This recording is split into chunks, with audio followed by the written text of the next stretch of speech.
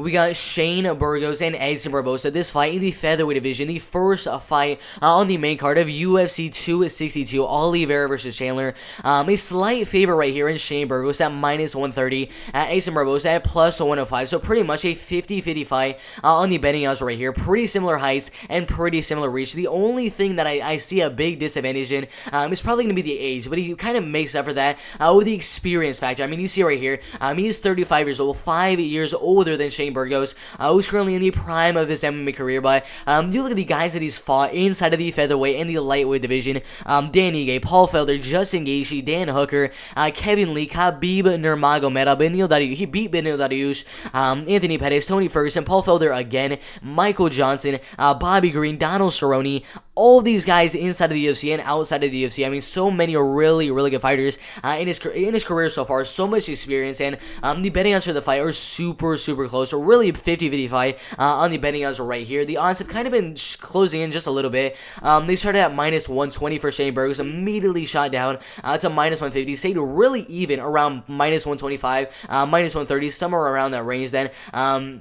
Just a couple of days ago, they went way up, like just yesterday, to -120, which would be an amazing bet on Shane Burgos right there. But since then, they kind of got calmed down just a little bit. But right now, if you can get him anything around -122 and below, anything -22, -120, anything around that range for Shane Burgos would be a really, really good bet. And then for Edson Barboza, I probably just wait probably 1 or 2 days for the betting odds to spread out just a little bit more. I think in the next 1-2 days, Edson Barboza odds will be around +120, +115. So if you're planning on putting a bet on Edson Barboza, I'd probably just wait 1 or 2 days, because I think the betting odds look pretty good right now. They could get a lot better in the next couple of days, around +120, +125. So I'd probably just wait for that in the next couple of days for sure. But overall, a really, really close fight. Shane Burgos coming off a really, really close loss, honestly, to Josh Emmett. But Josh Emmett in the fight, I believe he broke his hand and still ended up beating Shane Burgos, which it was just absolutely insane. Before that, beating Mako Murakami by 3rd round knockout, decision win over Cub Swanson. First round armbar submission win, lost to Calvin Cater by 3rd round knockout. Before that, getting 3 wins in a row. And then before that, a lot of wins in CFFC before that. A lot of knockout wins, a lot of submission wins as well. 5 knockouts and 5 submission wins with 3 decision wins. A lot of volume, just a buttload of volume. This man just pressures you to the back of the cage, which is going to be a really, really good thing for Shane Burgos in the fight. When you got a guy like Edson Barboza who likes to kind of keep range, keep on attacking the legs with his kicks, with his body kicks, with whatever kicks he can possibly land, he's just going to be kicking and kicking and kicking at range. But in this fight with Edson Barboza and Shane Burgos has the perfect style to fight a guy like Edson Barboza, because he's just so suffocating with his pressure over and over and over, and just backing you up to the cage and just teeing off on you. And his chin, it's an amazing chin. He can take so many big shots. I mean, he withstood these shots from Josh Emmett right there, which is just absolutely insane. In this fight, his main way to win the fight would just be volume, and pressure. Just using his probably a little bit better boxing to just pressure Edson Barboza to the cage, keep the fight mainly in the clinch, or just keep Edson's back to the cage as well, and just start dirty boxing, to be honest. And that's the main way I see him winning, possibly getting the knockout, but most likely the fight will go all the way. Where do the betting odds of the fight does go all the way? So -170 odds that the fight does go all the way. If there are any odds for Burgos winning by decision, I'd probably hop on that as well. Let's see if I can find it. I'm not too sure what it was. Barboza wins by decision +210, and then Burgos wins by decision +190. I like both of the odds. I think either way the fight will go all the way. Either way, it's gonna be a 29-28. Really, really close to the decision win. To be honest, I think the first round will be going to Edson Barboza. And I think the 3rd round will probably go to Shane Burgos. It's gonna all come down to the 2nd round. I think it's gonna be super close fight, 29-28. No matter what. I mean, there's definitely a possibility with the power that both guys possess in their hands that there could be a knockout, there could be a TKO, but most likely, probably 75-80% of the time, this fight will be going all the way. and should be staying in the striking game for most of the fight. Edson Barboza might mix in a couple of takedowns here and there in the center of the cage when Shane Burgos kind of overcommits himself a little bit and over pressures on Edson Barboza. He just goes down for a double leg and then kind of gets some points on the judges' scorecards. But that's the only real time I really see any takedowns, some wrestling, some grappling, anything like that. Overall, this one's definitely going to be a striking fight. Don't really see much grappling, wrestling, or anything like that on the ground. But Shane Burgos and Edson Barboza are definitely both strikers. Shane Burgos, amazing takedown defense. This is the one thing I really like about him, because it forces the fight to stay on the feet, even with really, really good grapplers. He just, with a 90% takedown defense, just keeps the fight on the feet, which would be very hard for Edson Barboza to get those takedowns in the center of the cage. But 5 knockout wins in his career so far, and the rest mainly coming by submission and decision. Solid 1-2 combination, really, really good boxing, super hard right hook to the liver. I mean, so devastating when that lands. I mean, you don't even know what a liver shot feels like. It hurts so much. You just don't even know what to do. You just crumble up and fall to the ground. So if Shane Burgos can possibly land one of those in the fight, I mean, it's going to be devastating on Edson Barboza to kind of hinder all of those movements and the kicks of Edson Barboza in the fight with that one right hook to the liver as well.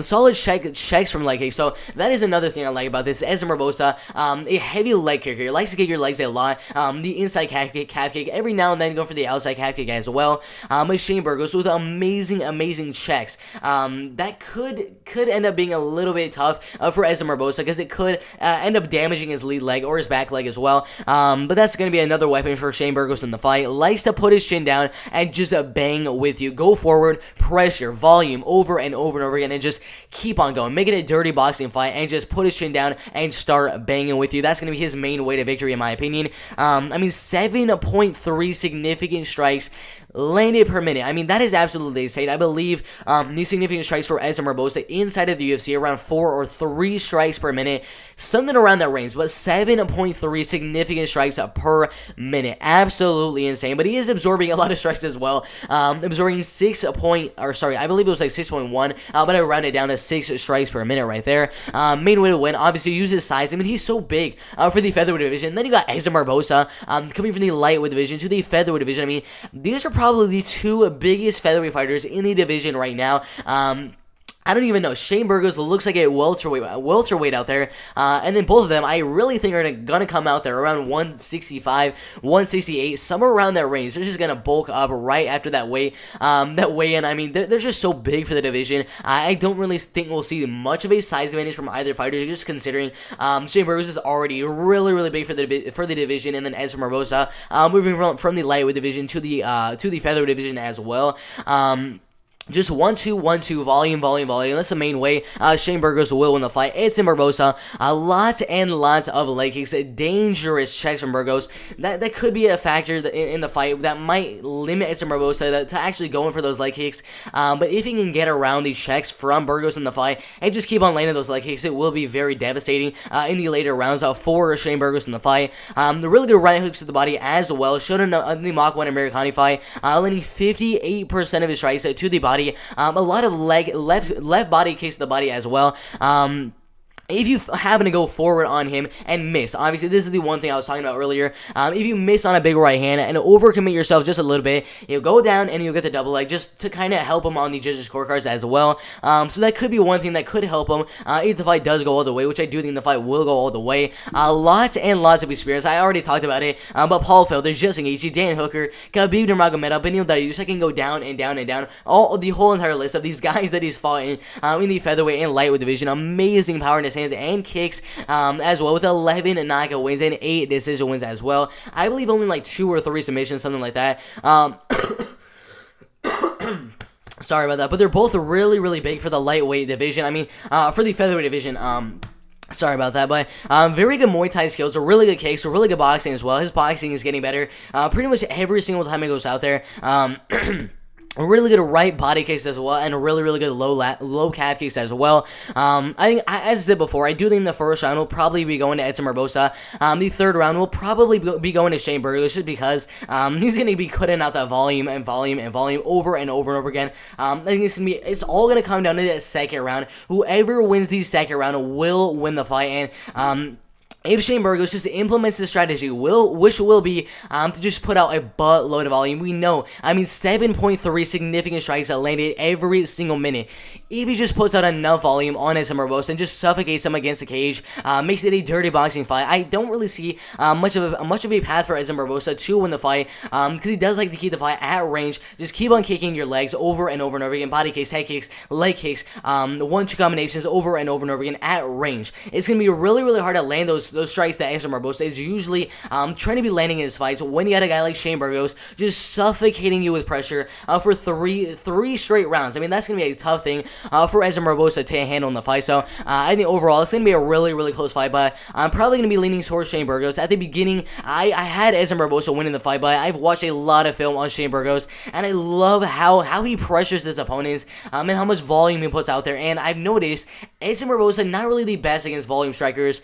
Usually when he's fighting really, really high volume strikers that look to pressure you and suffocate you against the cage, they're always really, really close fights. I think this fight will also be a really, really close fight, but I'm sort of leaning just a little bit, just a very, very small bit for Shane Burgos in the fight. I'm probably having Shane Burgos right now. If I were to pick out what the betting odds would be for the fight, I'd probably have Shane Burgos minus 115, minus 112, somewhere around that range, a little bit less than the odds that there are right now.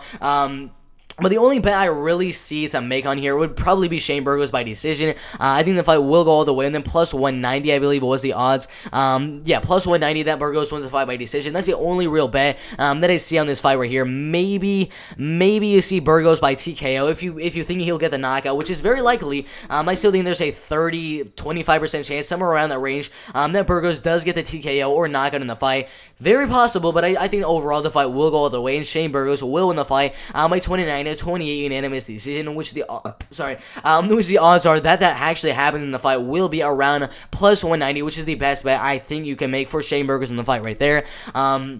But overall, it should be a really, really good fight, but definitely going Shane Burgos to win the fight by 29-28 unanimous decision.